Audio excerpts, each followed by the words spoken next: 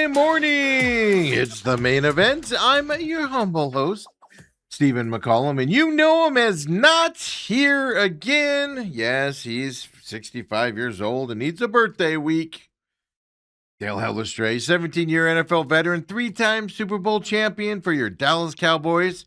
He'll be back on a Monday coming up here, folks. It's a birthday week for him. I know he's an old man and birthday week's out there.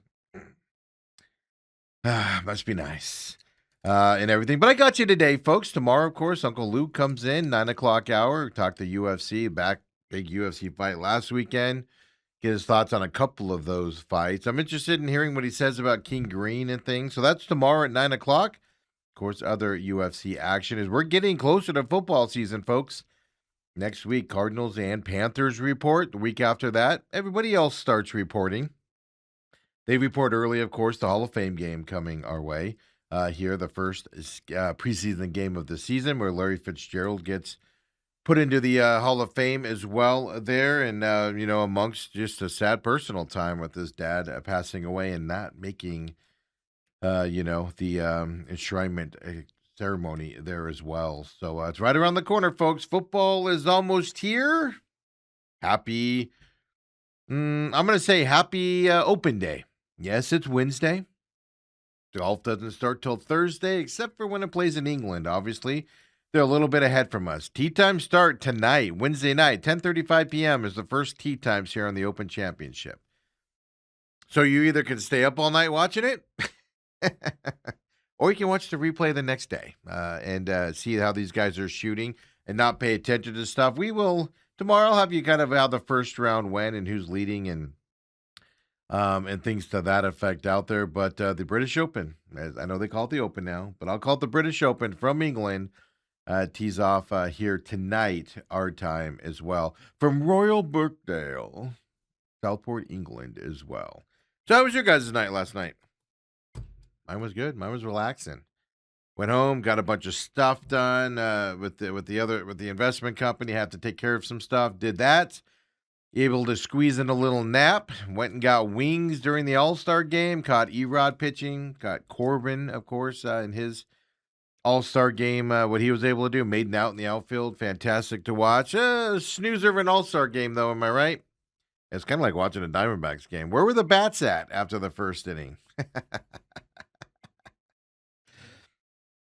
It was all right. I mean, it wasn't a terrible broadcast. I mean, when the fourth inning break there, where they had Ray Charles from Chase Field, by the way, doing that song, and everybody's holding sparklers. I'm not here for that stuff. It's fantastic, but it was the fourth inning. Everybody settled down.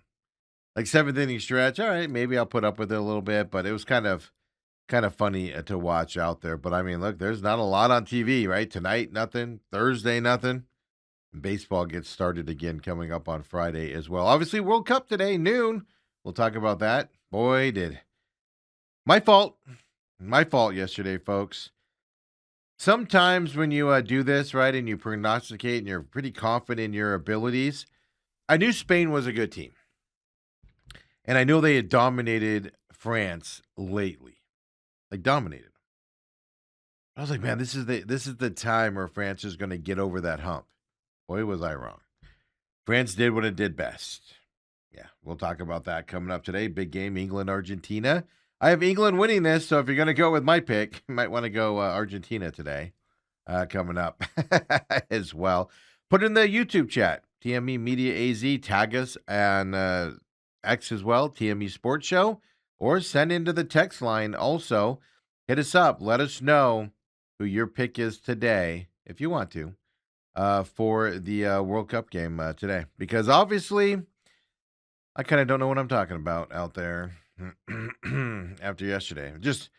I knew 5 minutes into that thing that I was in trouble.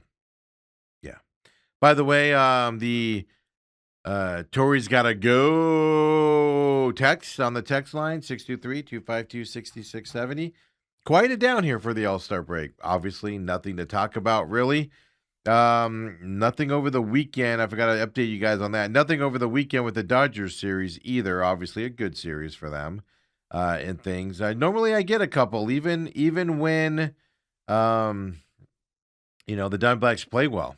I usually get a Tori's gotta go comment there. So I don't know, maybe they're on vacation or something. Not able to get it out there for us as of yet, either. So, well, I appreciate you guys joining me here. Of course, we just got done with McCollum on business. Um, I don't know if you guys watched it or not. I know a bunch of you watch both of them here as you're getting ready for work or headed into work. But Buffalo Wild Wings. Y'all on this program know my disdain for Buffalo Wild Wings. Just sticky. Chicken's not very good. Tables are always you always stick to the tables. They don't clean well. Service is kind of lacking. That type of stuff. And we all go there, right? I haven't been to one in a long time. I've been able to avoid it in a while. But they're coming out with um a thing, a packet that you pour into your ranch. Think Pop Rocks. I'm just curious. Is that something I've been thinking about it since I did that story just a little bit ago on McCollum on Business? Is that something you guys are interested in? I've never sat down and been like, you know what my ranch needs? Something that pops in my mouth.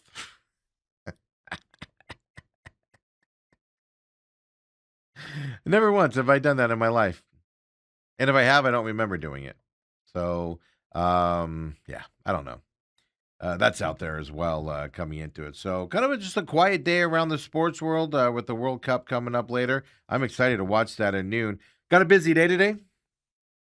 Well, I have to go out into the wild today, folks. So maybe we'll have some stories tomorrow for you. Pit stop, by the way, will be done tomorrow and up tomorrow as well. Waiting on some things happened over the weekend, some fights between guys and things. Waiting for some resolutions of that, some more interviews kind of on that situation. So I'm paying attention to that as well. Ann says that Buffalo Wild thing, she goes, still gross. She chimed in on the business show and said gross as well. I'm not saying it's good. Yeah, the more we talk about it, it's not going to make it sound better, right, out there. So Pit Stop will be tomorrow coming at you, just for those of you that are looking forward to that. So last week we did it early, and then some things broke afterwards. I was kind of upset that we did last week early. We had to do last week early because of some school stuff we had to get done. And then this week, we're going to come a day late because I want to make sure I have that stuff for the show this week, right? It's all about the best show we can put on for you guys out there. So Pit Stop will be tomorrow. But today, I got to go out into the wild, folks. Yesterday, I was able to avoid the wild. Yeah, we went down to Native over there by the house. It was packed. I was surprised how many people were there, and they're all paying attention to the All-Star game. To me, the All-Star game is just something you throw on and you have it on in the background and pay attention to it. But it's not something that I plan an evening around. And I mean, I'm telling you, this Native was packed. Had people waiting for seats there in the main dining area. I was kind of surprised by that. I mean, I expected people to be there. It's a baseball game, but the amount of people there was kind of shocking. Had wings there. Other than that, pretty simple day yesterday. But today I got to go out into the wild, so we'll see how today goes. Dentist appointments today and stuff. School starts for high school Monday for my daughter. Monday, folks. Monday. They just got out of school. So dentist appointments. Just got a braces off on Monday, so follow-ups on that. So I'll be out today, leaving here after the show, going home getting her. So I'll be sitting at a dentist appointment, watching the World Cup. That kicks off at noon. Dentist appointments at 1. Then a follow-up with the orthodontist. I have to do some, the retainer stuff and everything. For those of you that have been around braces, know what I'm talking about. That's at 3 o'clock today. And then she has a Wednesday appointment on Wednesday night that we have to go to. So I'm going to be in the wild. I'm going to be in controlled environments tonight. So we'll see if we have stories tomorrow on what happens. And I just want to throw a little shout out here to Autumn. You guys know the classic collision story that I tell you, right? With my buddy Joe. Joe, who thinks he's saving the world, one car repair at a time. He thinks he's more important than teachers and firefighters and first responders. He thinks he's more important than sports figures out there. He's the mighty Joe who fixes cars. You guys, if you don't remember, it's a long story with him. He's a jerk. He's just a flat-out jerk and didn't want to do his job. He screwed up beyond belief, didn't want to work on it, stalled it for months after the car was stolen. We got to the bottom of it after he acted like a fool down there and everything. I got a little bit of vindication yesterday. I was feeling kind of proud of myself. So, long story short, Autumn's daughter, who's 16, drove her car and ran into something that did some damage to the car. So she had to take it into the Hyundai shop. Went in there, they fixed it. We went to San Diego. She drove the car, fell apart. The fix fell apart. That's the easiest way to put it. So she had to take her car in there yesterday. She had the exact same classic collision story that I had. Remember when I went to turn the car in, the lady I was dealing with that knew all about it was on vacation or took the day off or whatever. And so nobody knew anything about it. Everybody refused to look up what the thing was. And they were asking me all these questions I didn't know the answer to because she was dealing with them and stuff like that. Autumn went through the exact same thing with Santan Hyundai yesterday. I have no problem outing them. Where they talked down to her. The manager actually was like, "Can I speak?" and shut her down. Oh my God. It was vindication, folks. Absolute vindication yesterday. I was just like, oh, now you know what I went through at Classic Collision. Somebody takes a day off and nobody knows what to do, and then they're rude about it. And they don't care about you. So what my point on this is companies suck nowadays, right? I was actually having PTSD when she was telling me the story about and what they were saying to her and stuff, because it's exactly what I went through. She handles it more professionally than do I. Matched Joe's baby level, you know. I matched his level while I was mocking him the whole time and everything, just because I was like, all right, you're gonna be a jerk, I'll just be a jerk back to you. She doesn't do that type of stuff. She's way more professional than I am on that stuff and everything. But yeah, so I had a little PTSD yesterday hearing that story, but it was amazing. Similar story. Somebody calls in sick, nobody knows what to do. They refuse to work on it. They're just flat out rude to you about, not knowing what to do and everything. And everything you were told that's going to happen isn't happening, and they're just rude about it. It's just these companies, which is shocking to me because Classic Collision, I expect them to be jerks probably. I don't know them from a hole in the wall. Hyundai, though, they have a stellar reputation. Stellar reputation. So I don't know. That wasn't my thing yesterday, but I did have PTSD listening to her tell me the story and stuff. Yeah. So be careful, man, when you're going to give your money to people. Just be careful about it because they don't care and they cause problems. And it's not worth the stress. I always tell people, don't beg people to take your money,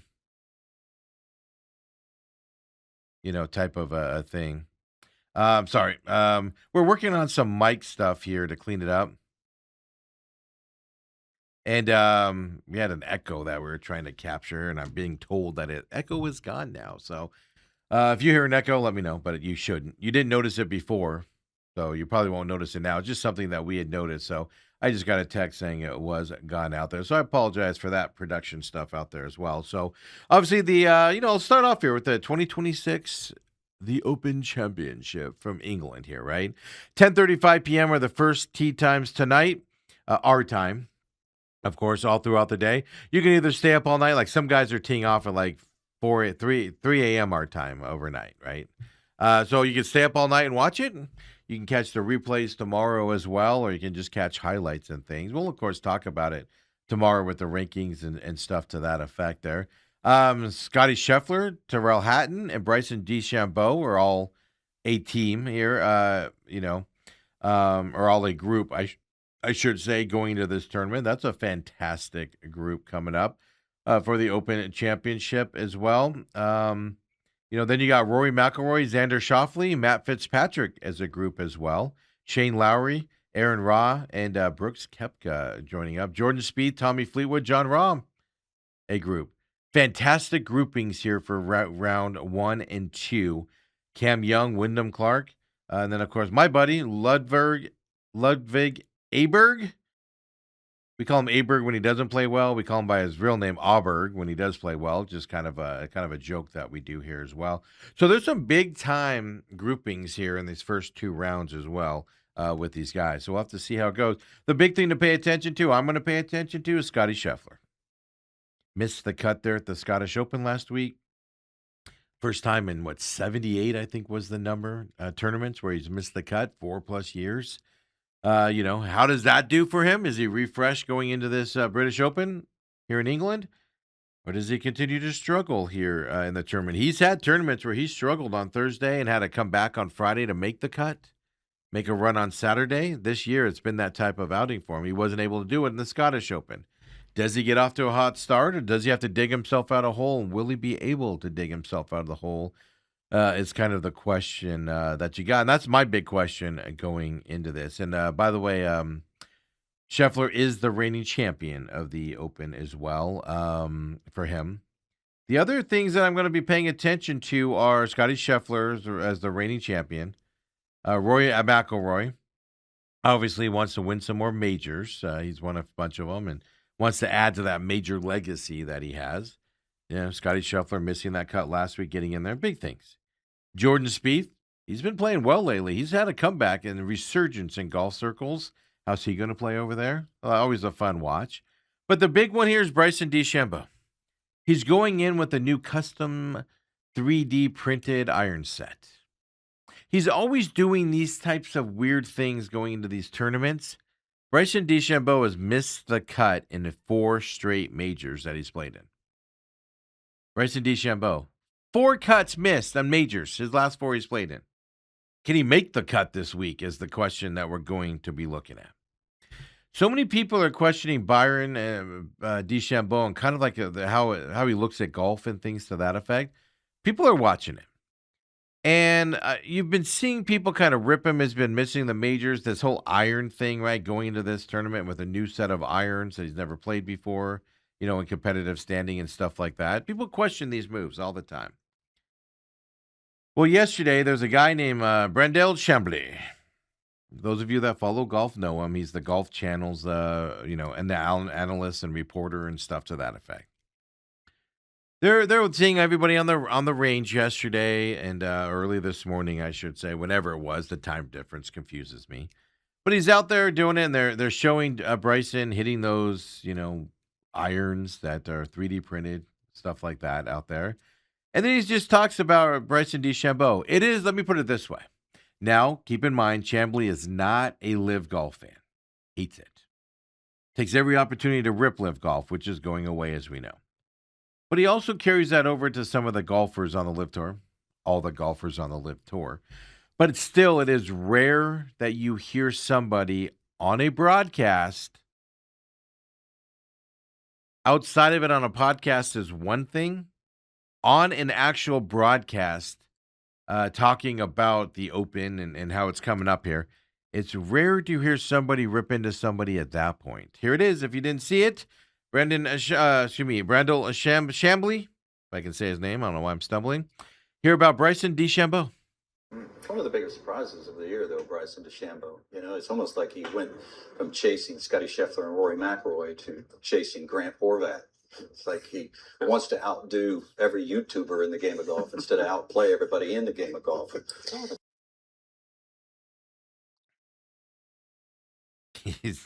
don't know if he's wrong, but it's rare you hear that type of biting number there on a guy. Bryson just seems like, I got new 3D irons. It's like he's competing with everybody but the people that he's out there, on the PGA Tour with. It's rare you hear that type of biting remarks on the deal. Now, like I said, Chambly's not a fan of live golf. Take that into consideration here with this as well. But it is fascinating to hear that biting of a remark, from a golf analyst out there. I wonder if he gets talked to for that. Obviously not, right? If he's saying it and it's still there. Obviously he's bypassing it. I would think, right? But you don't hear people talk like that too often. So the Open is tonight, 156th, I think it is. Open. It's something like that here from England. We'll have to see how the weather holds up. I did not check the weather forecast. I'm not a guy that does that. I don't generally bet these tournaments or pay attention to those betting guidelines and things to that effect. So, is what it is. I used to do like top 10 finishes and things like that, but I've gotten away from that over the years and and things. I don't know why. I just have.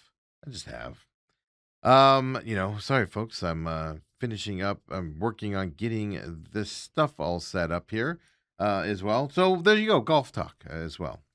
I apologize. Some production on air today. We're just after that storm the other night. Just things are a little sluggish. Adjusting everything, and no difference here today. Today it's my computer that's doing all of that stuff. We'll talk World Cup here coming up as well. I got the college football. Some changes happening with the ACC. We'll talk about that coming up as well there. And then, of course, the All-Star game. No baseball for a couple days. I saw a guy post. Now, you guys know. We have Lou in here on Thursdays. He does the UFC. It's great that Lou does the gambling angle of it. I like listening to him talk about it and that type of stuff. I just bet $5 on stuff. It's just a fun thing I do. Could care less. What happens on that stuff. I don't get an ego about it. I don't get excited about it. I'm not trying to get rich off of gambling. I'm not trying to lose my houses on gambling or anything to that. It's just a small fun thing I like to do. But we also get inside information on stuff, so I'm able to talk to people about it, right? And and go down that angle, from the UFC perspective and kind of secrets and stuff like that. So that's on Thursdays, right? But it's interesting how yesterday I'm sitting there before the All-Star game last night, and I see a post from somebody, and it says, Home Run Derby had no good numbers to bet. Nothing else is on. All-Star game tonight, nothing to bet on the All-Star game that he saw. He didn't like any of the numbers in the All-Star game. And he goes, other than the World Cup yesterday and today, he goes, there's nothing to bet on. He goes, I don't know how I'm going to be able to handle myself. Does that mean you have a gambling problem? Because I haven't even loaded up my gambling app since Saturday night's UFC event. And I didn't even do it Saturday night. After I placed my bets, I don't even look at it again until Sunday. Sunday or Monday, I'll log in and just see how I ultimately did with everything. I don't know. It just struck me as an interesting. Somebody put that out there, and I was just like, "What are you doing putting that out there, man? Take a deep breath, dude. If you can't live a couple days without that." NBA circles Kevin Durant. Yeah, he's back in his media fights again, folks. If he concentrated on basketball as much as he does, what people say about him, he would be one hell of a player. Yeah, obviously with the Houston Rockets still, but he's always had that burner issue and stuff. But yeah, now he's done an Instagram post out there. He took shots at, shocker. He took shots at Colin Cowherd, of course, is Fox Sports, and Nick Wright, also Fox Sports. He called him out by name on his Instagram yesterday. He posted a screenshot of a graphic displaying 9 prominent sports analysts, and the caption on there was prompting users to pick one to be removed. In one post, Durant tagged Colin Cowherd. Yeah. He said, pack that lame Colin Cowherd up. He said something else, but he meant to Colin Cowherd there. Yeah. Then in another story, he tagged Jay Wright and said basketball would actually move forward if Nick Wright, I said Jay Wright, Nick Wright, if Nick Wright wasn't involved.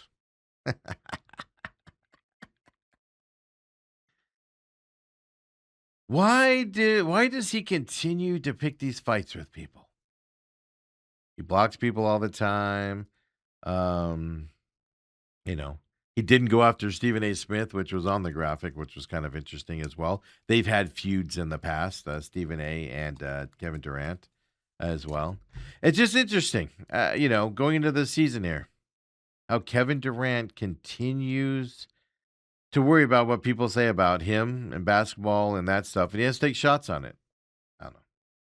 Just an interesting little nugget that I saw from the Kevin Durant side. And then, Summer League's happening. Suns played tonight, I believe, in the Summer League. So we've talked about it yesterday with Bruce Cooper. Pay attention. You watch Brea, who's gotten better as the Summer League's gone on. The number 1 draft pick, by the way, for the Washington team up there. They're shutting him down after 2 games. Yeah. AJ from BYU. Shutting him down after 2 games in the sun. I guess he needs rest. I guess he's been working too hard. But Suns play tonight. I do believe it's tonight, Wednesday night. Pay attention. What's Brea doing? Koa Pete, of course.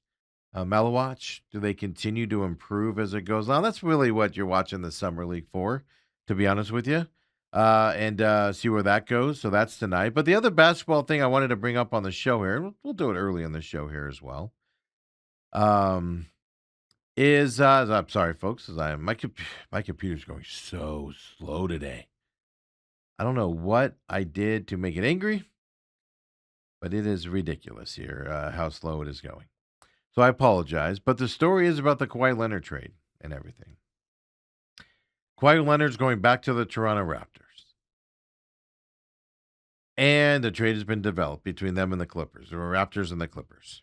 Then it came out, a week or so ago, that the trade's on hold while the NBA is still investigating that scheme that the Clippers supposedly were doing, right? We're paying Kawhi through entities, companies and failures and stuff like that. We found out that the trade's on hold because they're still investigating that, and the trade can't go through because of that. Adam Silver came out this week, and he said, no. The teams decided to hold up the trade until the investigation's done. No, the NBA said that. Adam Silver's now come out, and Adam Silver has said that, the investigation should be wrapped up before the season starts. How long does it do? Pedro? Not Pedro. Who's the guy that came up with it? I forgot his name right now. He's got the podcast. I can picture him right now. But he was able to do this investigation in less time than the NBA is doing. But that trade's on hold. It needs to be done before the beginning of the season so this trade can go through. But isn't that interesting? Here's what I'm going to bet you as well. I'm going to bet you NBA is going to sweep this under the rug. Maybe a fine for the Clippers. There are owners out there that want heavy sanctions against the Clippers for what they did, because obviously it's not fair to them. And it's going to be interesting. Does he sweep it under the rug a little bit? Maybe a fine for the Clippers, or maybe a draft pick loss for doing that with the Kawhi Leonard deal? Because he did it, folks. They did it. Make no mistake about it. Clippers can deny it left and right. Kawhi Leonard was getting a no-show contract from an outside agency, and it supplemented his income. And then you have all the documentation of before he signed with the Clippers on what they said they wanted. And then the Raptors, which is interesting, he's going back to the Raptors, because the Raptors were even like, they were asking us for him to get no-show, contracts with outside agencies and stuff like that. And we said no. And I was going back to it, right? And maybe he's going back to that. NBA, I think they're going to sweep it under the rug a little bit. I think that'd be detrimental to their sport. I really do. But that news is just kind of an awkward story out there as well. And then, and all this is coming out from Adam Silver because he did his state of basketball interviews in Las Vegas. Obviously the summer league's up there and stuff to that. Basically, with the Clippers, it's did they circumvent the salary cap and the apron situation, with that $28 million endorsement deal with that company. I think it was called Aspiron or Aspiration or something to that effect. One of that company. I forget the name of the company. Who cares? They're bankrupt. They were only existed to pay Kawhi Leonard on the side. That's how it worked as well and everything. But Adam Silver did say he's hopeful of a resolution by the end of summer. Yeah.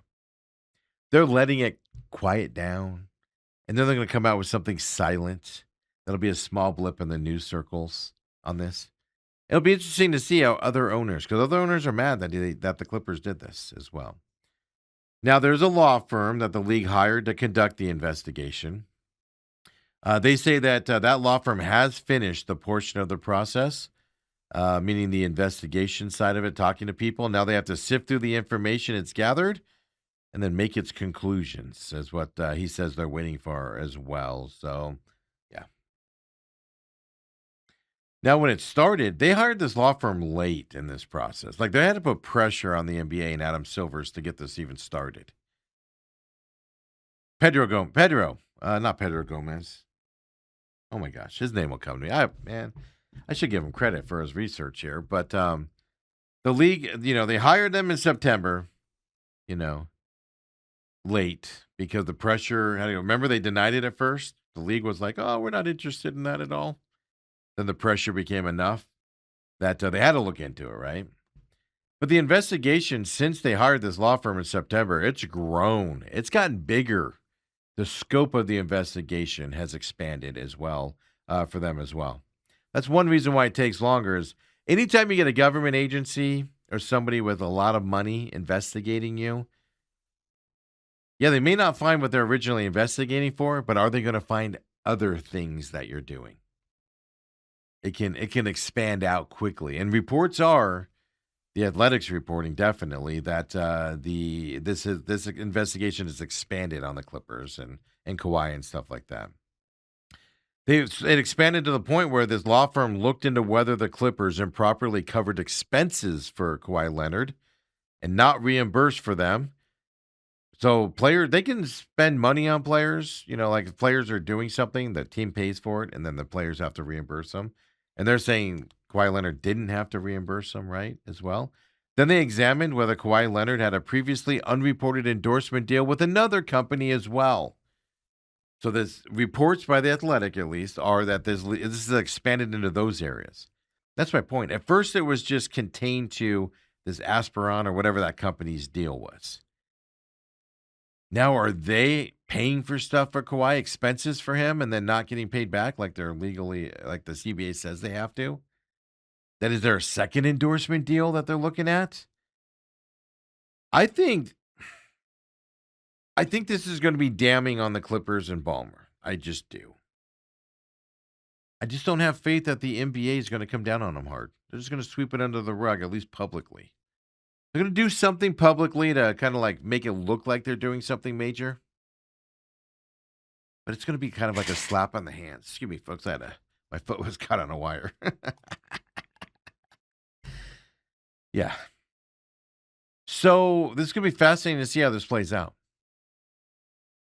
Because got to keep in mind, there's other owners that are mad on how the Clippers did this. So are they going to allow the NBA to kind of wrap it in? Or are they going to go with the whole, this is what we're doing publicly, privately we're doing this? Owners, keep your mouth shut, right? Forward as well. Yeah. So we'll see if that Kawhi Leonard goes through and stuff to that. But I was interested in the expansion of the investigation on this. I mean, the story's changed. On June 30th, that's when the Raptors and the Clippers agreed to this trade for Kawhi Leonard to go back to Canada. Clippers said in a statement, quote, that they have, quote, since been informed by the NBA that the trade can only be finalized if the Raptors ownership group assumes the risk of penalties related to Kawhi's contract and could theoretically result from the ongoing investigation. How does that make sense? So you're going to punish the Raptors, who they lost him originally, and he went to the Clippers because of these side deals? So if this trade goes through? Now the NBA said, Adam Silver said, no. The teams decided to hold up on this trade till the investigation's done. Okay, which way is it? We're already seeing the lies happen here in the NBA entities.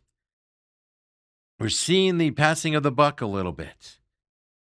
But why, if this trade went through today and Kawhi Leonard was now a Raptor, why would the Toronto Raptors take penalties because Kawhi Leonard?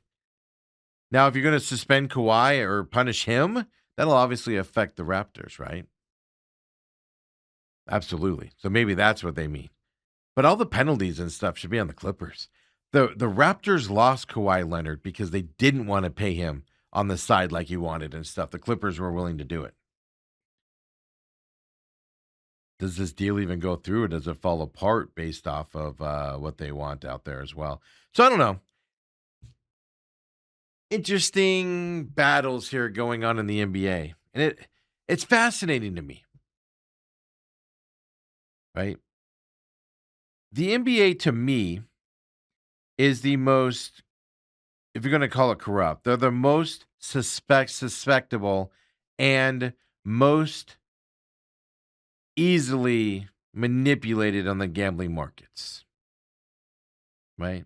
You had a referee that was gambling behind the scenes. Several, but only one took the hard hit. The other ones kind of got brushed under the rug a little bit, right, Scott Foster? You know you took those calls, buddy. There's proof of it. So the referee scandals, players getting in trouble with throwing games and stuff, outside poker things where coaches are getting, arrested by the government and things to that effect. Now you got manipulation of the salary caps happening and stuff to that effect. And the NBA is just like the league wears the cautionary tale for the other leagues. Integrity for the NBA is the least integrity. With the refs' calls out there and manipulation of the game on top of it, and the NBA not doing anything about that. It's they sweep this under the rug again and minimize the punishment on the Clippers and or Kawhi. I'm not saying this is going to happen, but if Kawhi Leonard was the one that was asking for it, hey, it doesn't hurt to ask. Not his fault the Clippers agreed to pay him on the side and circumvent the cap. Shouldn't the player be punished also for going along with it? I don't know. It's fascinating to me what the NBA status is, especially in this day and age when we're talking about, right, the Sorsby situation. College basketball, college baseball just doesn't, college baseball. College football doesn't want him there anymore because the NBA said no supplemental draft for him, all because of the integrity of the sport based around it. And then the NBA is just like, whatever. We're going to do an investigation. It's going to take months to do. We're going to continue to let things happen. It's fascinating, the dichotomy here, what the NBA handles their gambling and cheating of the system. 'Cause that's what the Clippers did. The Clippers treated the system by paying Kawhi Leonard through a company. So it didn't hit their salary cap. That's what they did. So that affects money for other teams also. Right? If you can argue, Steve Ballmer paid it regardless, whether he paid it to that aspiration company or another company, whether he did expenses for Kawhi and didn't get paid back, he still paid the money out that he probably would have paid in a tax. I don't know the one-on-one ratio. The difference is you're doing it out of your own pocket, and it's not being fed per the salary cap rules with the aprons. It's not being fed to the other teams like it's supposed to. So you're hurting your league at that point as well. It's kind of the interesting thing to pay attention to out there. Robert chimes in. Don't forget, join the chats as well on YouTube. Of course, 623-252-6670 is the chat line. Of course, at TME Sports Show on Twitter as well, on X, excuse me. I keep calling it Twitter. I'm never going to stop doing that. On X. Or join the YouTube chat here at TME Media AZ. Robert says, don't think Nick Wright has that much pull, but he can go away or get a haircut. Yeah, he's an ugly son of a gun, ain't he? I can't stand me some Nick Wright. But I'll also say this. Nick Wright, Colin Cowherd, Dale loves Colin Cowherd, and I always give him a hard time about it. They don't do their own research. They have other people do their research. That's why you always have those clips of them saying things that are stupid. My favorite Colin Cowherd one is he went on for a good 20-minute stretch about how like a game was going to go. And he kept mentioning one player. This player is going to dominate tonight. And the guy hadn't played all season. But that's because he didn't know. He doesn't know. He doesn't watch. He has a researcher. He has somebody put together his talking points for him. But they're successful because they're controversial. Stephen A. Smith is successful because he says stupid things and gets everybody riled up. Everybody calls him names. And, he's an idiot. That's why he's successful. Yeah. Ethan says NBA is a crazy company for management. Yeah, I mean, I can't believe the owners are just part of, you want to miss 30% of your games for management and we're going to pay you $60 million a year? Okay. Like, how is that even allowed? Ethan says, not a lot of people call it X. Everyone calls it Twitter still. I know. But it just got to be factually accurate sometimes. I suppose that's what we got to do out there as well. But I don't know. Some NBA thoughts, and I know we're in the middle of the summer league. Suns go tonight. Just pay attention to, no disrespect to the other players that are on the court tonight. But Brea, I want to keep improving. Because if you struggle in the summer league, you're not gonna move up to the next level. Malawat should continue to have a good summer league. Cole Pete should be getting better and continue to have a good summer league. Brea should be improving his three-point shooting and getting better and things. I did go back and watch the game from Monday night. Me and Bruce talked about it. I didn't get to see that one before. Yeah, Brea woke up. after his first two terrible games out there. But just pay attention to those. Give you hope going into the season. The interesting thing is I was looking at, because Bruce Cooper yesterday, if you missed it, it is up in our interview section on YouTube and also on Rumble, or you can just catch the whole show as well on those channels. We separate them out into part 1 and part 2 and the whole shows now. So for those of you that are just looking for, you can't listen to the whole 2 hours, I get it. So we have an hour 1 and an hour 2. We just call them part 1, part 2, posting those now as well.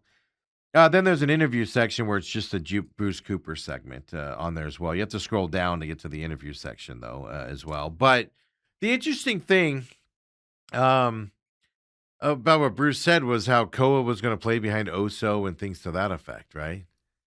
I'm not so sure. I'm not so sure if that's going to happen. I was following some people that were kind of predicting lineups and things for the Suns. It'll be interesting to see where he lines up. I think a lot of people, it seemed the consensus, at least that I saw online, and I'm not the expert at this, folks, it's Summer League. We'll see when we get more to training camp, was Koa Pete was going to back up Dylan. More on the Dylan side of things. I saw a lot of predictions where he's going to play out. So we'll see where we go on that. Not that Bruce Cooper's wrong and you shouldn't listen to him. The man knows what he's talking about basketball, but it is interesting to kind of get those thoughts here as we go. So let's take our break here in this first hour. Come on back. We got World Cup, college football. ACC making a change, and I think they need to. They had a 5-way tie last year, if you remember. 5-way tie. And they had a bad team in the thing just because they had the tiebreaker. They're making some changes on that. We'll tell you about that. Then, of course, All-Star game, and set the stage up here. Come on back. Main event, Wednesday edition.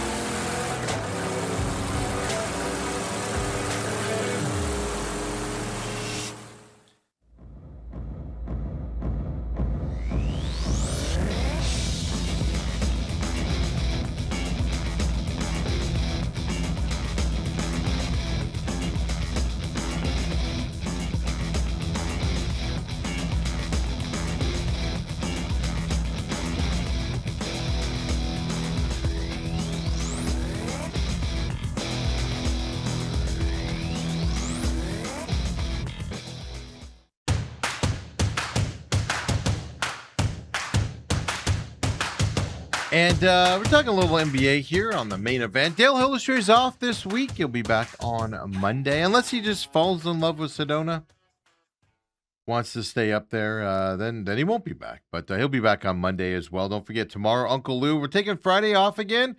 July 31st will be that's a Friday. That'll be our first show back where we're going to be back on Fridays. We took Fridays off here for the last few weeks, about a month worth is what we ended up doing here for the summer. Just to kind of recharge, get some stuff done, and improve some things around here behind the scenes that you're not going to see some of it.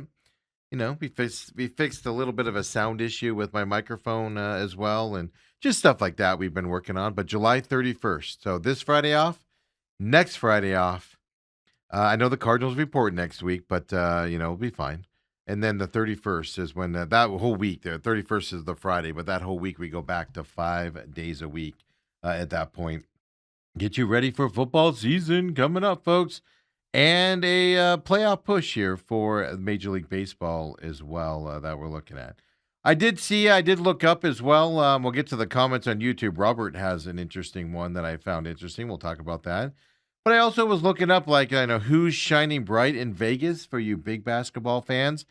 SI has an article on this, like Caleb Wilson for the Chicago Bulls is having a good I haven't watched any Chicago Bulls games. I've had a few games on, like in the background, not paying attention. I've seen a couple Bucks games, but that's because I wanted to see what Burries would do. They played the Suns the other night as well. But Caleb Wilson's having a good summer league with the Bulls for you Bulls fans out there. Malik Thomas with the Cavaliers having a good one as well. 35 points, 5 3 points made, and that's Cleveland. Is Cleveland's second round pick for them as well. Arthur Kaluma for the Lakers. They say he's having a good one. 34 points in his last game, 5 rebounds, 6 3-pointers made for him out there. Zion Poland, Minnesota Timberwolves. He's that big guy that they drafted, averaging 20 points a game for him out there. Juan Behringer, another one that they're saying is having both Thunder Timberwolves there as well. Chaz Lanier, I think is how you say it. Detroit Pistons. Lanier, I forget. But he's had a good summer league as well. That's it. No Suns listed, which is weird because Malawatch is having a really good summer league at a minimum. So it's weird the national publications aren't paying attention to that side of it as well. Robert on the YouTube chat says Pete looks like a Swiss Army knife. When you first read that, I was like, "Uh-oh, what does that mean?" He bends a lot, flexible, disappears when needed. I mean, the screw. Every time I do a screwdriver on the Swiss Army knife, it always like folds back in on me. He says, "Can bring it up, create, and his shot doesn't look as bad as advertised." But all of his shots are like layups or close to the basket. Where his shot, I know at least in the last 2 games, he hasn't even attempted a 3. The first game, I don't remember.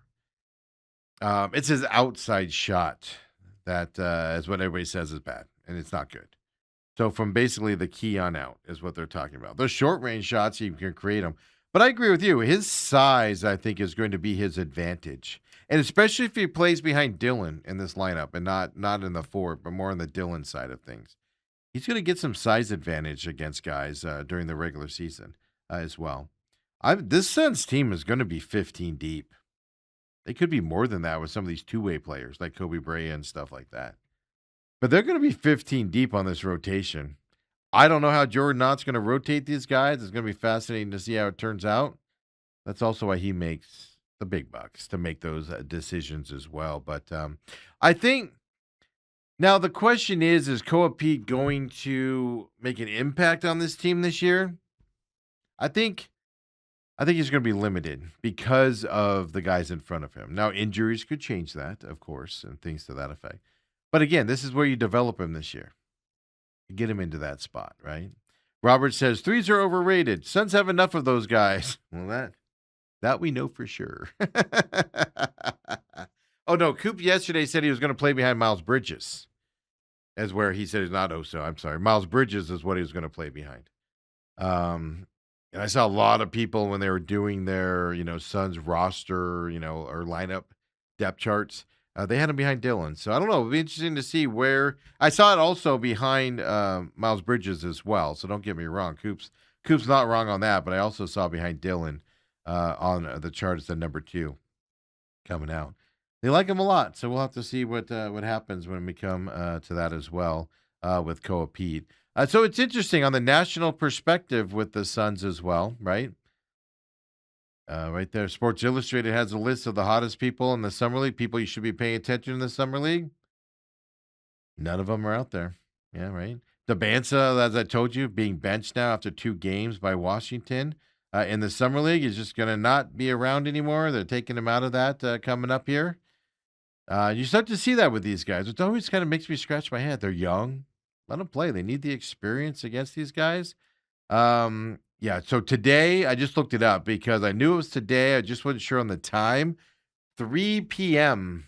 ESPNU, Suns Pistons today from the Thomas and Mack Center. So 3 p.m. It's an early game there as well for that. So if you want to catch your Suns and see what they're after the World Cup game, there you go for you here on this Wednesday as well. So Enough of that nonsense in the NBA. We covered golf earlier, NBA earlier. What other nonsense sports do we want to talk about? Let's throw out some World Cup stuff today, because I need to apologize to everybody up front here. About 5 minutes, probably 4 minutes into that game yesterday, Spain and France. I've told you guys all along, this is the year France is going to do it. They're going to beat Spain. They're going to beat Spain this year. They're the better team than Spain. They're going to be able to get past Spain this year. They're not going to lose to Spain this year. This is the year they get over the hump. I've said it repeatedly for the last several weeks. I was wrong. I realized it about 4 minutes in. And then the penalty kick happened. And I was like, you can't go down 1-0 to Spain. That means you have to score 2 goals to win. Spain doesn't give up goals, folks. I was like, oh, God, France is in trouble. France is in a lot of trouble. And it showed you. The ball control from Spain is ridiculous. I saw a lot of people, including Dave Portnoy, say that game was boring. To me, that was a fascinating game. It was just a game of keep away. It made France got so frustrated. Spain was just passing the ball around. Keep away from Spain. We're not going to let your guys. We're not going to let your guys get out there and get it behind us. We're not going to let France control the ball and move it around. We're going to control the ball and move it around. I thought it was fantastic. Spain looked so impressive yesterday. So I have to change my pick because France is. I've been telling you all along, France is winning this thing. I think France might have the best overall team in this tournament. But the best overall team doesn't always win in these deals. England's going to win today against Argentina. I told you before, to me, this is a toss-up game today. I'm leaning England because they've showed the grit going down to Mexico City, and beating Mexico down there, right?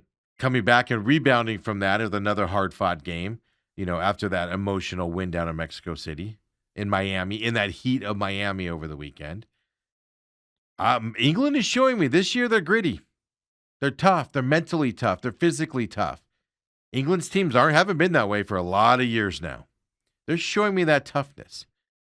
So my gut says not to pick England, folks, because I know they're the soft. Today's the game. England's going to show up and be soft and look like England of old and just all over the place. But I'm going to go with England. I'm going to go against my gut here and say England. Partly also, Argentina hasn't played anybody hard. Doesn't matter. You have Messi on your team, you're going to be good. But they struggled against Cape Verde. They struggled against Egypt. They had to score 3 goals in 15 minutes. England ain't going to let you score 3 goals in 15 minutes like Egypt did. They're just not. So I got England advancing. Am I going to be surprised if Argentina wins? I'm more emphatic. I was more confident in yesterday's pick than I am about today's England pick. I am.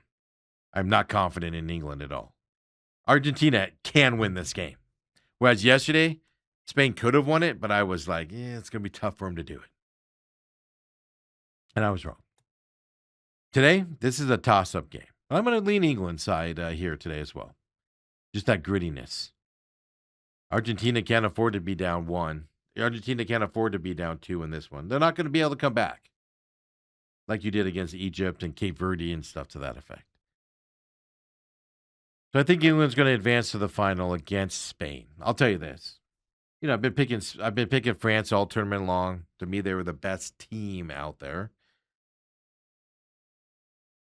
And I was wrong. Spain is the best complete team out there. The way they play their ball. They were just confident. The way they passed the ball, you put pressure on them, they didn't care. They're just like, oh, here you go. Pass around you, make you run around. France got frustrated in that game because Spain. It's hard to win a game when the other team won't let you have the ball and just plays keep away. I told you yesterday this France-Spain game is the game of the tournament. Ended up being I thought a really good game, but ended up also being kind of a dud because I felt like France, the team they struggled against just beat them. Again, I thought this would be the come-over game for France. But whoever came out of that game yesterday, I told you yesterday, I think it was, that whoever comes out of this game is going to win the tournament. Spain's going to win the World Cup this year. They're the better team. So now it's just a matter of who can get there against them. I'm leaning England today as well. Argentina. Noon, which sucks. I mean, it's good for me. Starts at noon. I got to drive to the dentist office for my daughter's appointment. Sit there for like 45 minutes or so. It's all relative to getting your braces off stuff. Sit there, watch it on my phone. Leave the dentist, got to go back to the orthodontist, sit there, just watch it on my phone. So it's easy for me at noon. But it just sucks because a lot of the country, how do you grow the sport when a lot of the country's at work right now? They're not going to be able to watch it. It's kind of the question that you got out there as well. Coming up here. So England, Argentina today at noon. Hopefully I'm right about this pick. It's also why I don't put my $5 on either of these teams or anything. It's just because I just enjoy watching these games. Like there's sometimes you just sit back and you're like, I just want to watch them. I'm just going to watch them. See what happens. I think this is going to be a good game today, though. It's going to be a close ball game. I think England can't afford to be down in this game. And I think no matter what lead you have, if you're England, isn't safe against Argentina. So that's where that suspense is going to come from today. If England's up 1-0 or 2-0, you're not going to count Argentina out. They showed it against Egypt. Now England's a way better team than Egypt is. But at the same time, if Argentina's up 1, right, the way England's played this year with the grit and everything, they can come back from that, no problem. They go down 2, though. It's a bigger hill to climb for England to come back from a 2-0 lead or more than it is a 2-goal lead or more than it is for Argentina to come back at that point. It's going to be a fun game today, folks. And then, of course, we go into Saturday. We'll talk more about the championship game on Saturday tomorrow as well. But I'll just tell you right now, France was the favorite going to that game yesterday. Spain was I believe, second. Now, Spain obviously is the favorite, no matter what happens today, most likely on that board as well. So there we go. It's going to be fun. Looking forward to it as well. Coming up here. Don't forget, 623-252-6670, our text line. Funny enough, appreciate you watching. I did get a Tori needs to go. I said they got quiet here for the All-Star break. Got that text here today as well already. So thanks for watching. Appreciate it. Text line at TME Sports Show. Roberts tagged us as well. Says, save this for Helly. Oh, I'm going to see what that is. We'll see if we save that. And then, of course, hit us up on the live YouTube chat as well out there anytime. Catch us on demand. We'll give you some more details on that, but on demand on YouTube and on Rumble, where the Real Matrix is as well, rumble.com/user/TME Media. And, of course, on YouTube, where you catch us live as well out there. So let's go. Take our break. Top of the hour break. Come back. Second hour main event. We got All-Star game to talk about, the college football deal. Some odds and ends here on this slow period we're dealing with here in the sports world with the All-Star game. Happens every year, folks. Come on back. It's the main event.